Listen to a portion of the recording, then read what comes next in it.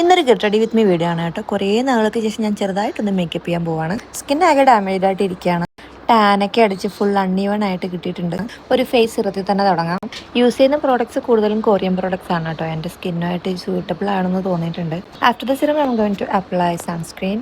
As if no ഇതാണ് എൻ്റെ favourite sunscreen. ഇത് കുറച്ച് ടിൻറ്റഡ് ആണ് കേട്ടോ, അതുകൊണ്ട് തന്നെ നല്ലൊരു ഗ്ലോയി എഫക്റ്റ് ആണ്. ഇനി സിമ്പിൾ ആയിട്ടുള്ള ഒരു ബേബി ക്രീം. ഫൗണ്ടേഷൻ ഒന്നും ഇല്ല കേട്ടോ. ഇത് അത്യാവശ്യം അൺഈവൺ ടോണൊക്കെ കവർ ആവും കേട്ടോ. എനിക്ക് ഡാർക്ക് സർക്കിൾസും പിന്നെ നെറ്റിയിലുള്ള ഒരു പാച്ചും ആണ് ഉള്ളത്. അത് അത്യാവശ്യം കവറായിട്ട് കിട്ടിയിട്ടുണ്ട്.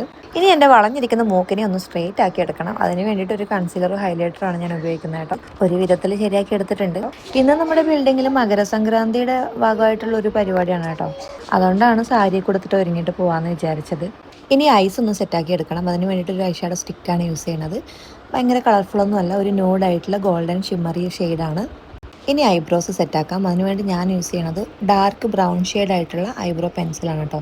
കുറേ കാലം കൊണ്ട് ഞാൻ ഇത് തന്നെയാണ് യൂസ് ചെയ്യുന്നത്. എനിക്ക് അത്ര ഡാർക്കായിട്ടിരിക്കണത് ഇഷ്ടമല്ല. ഇതെൻ്റെ കറക്റ്റ് കളറാണ്.